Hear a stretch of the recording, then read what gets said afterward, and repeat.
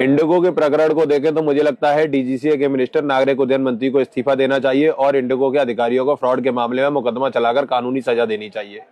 सबसे पहला सवाल इंडिगो से, जिस सर्विस को आप प्रोवाइड नहीं कर सकते उसके टिकट आप सेल ही क्यों कर रहे हो? जब नियमों की जानकारी आपको पहले से थी और नया स्टाफ उपलब्ध नहीं था तो टिकटों की सेल को रोक देना चाहिए था, लेकिन नहीं, आपने कस्टमर को मूर्ख समझा और उसके साथ धोखा किया। अंत में जो ग्राहक आपको भारत की सबसे बड़ी एविएशन कंपनी बनाता है, आपने उसको ही ठग लिया। आप सरकार को घुटने पर लाना चाहते थे, लेकिन खंजर आपने ग्राहक की पीठ पर मारा। इसको व्यापार नहीं, धोखेबाजी कहते हैं। अब अगला सवाल सरकार बहादुर से, ये नियम आपने बनाए ही क्यों थे? क्या अडानी की उस कंपनी को फायदा पहुंचाने के लिए जिसने पिछले हफ्ते ही 73% से अधिक शेयर अडानी ने खरीदे हैं, जो पायलट ट्रेनिंग की काम में भारत की सबसे बड़ी कंपनी है? खैर, ये तो आप कभी अपने मुंह से उगलेंगे नहीं।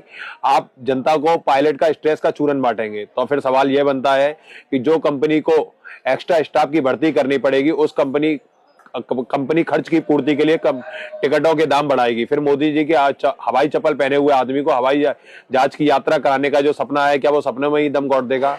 सुरक्षा की बात करना इसलिए भी बेवकूफी है क्योंकि केवल 3% ही पूरी दुनिया में पायलट के स्ट्रेस के कारण दुर्घटनाओं के मामले हैं।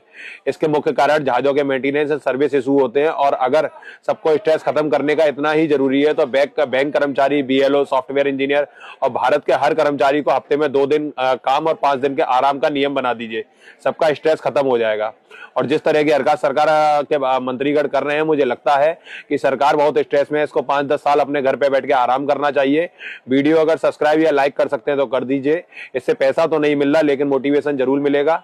अगर दिए गए किसी भी तथ्य पे कोई भी आपत्ति हो तो वह कमेंट बॉक्स में गरिया भी सकता है।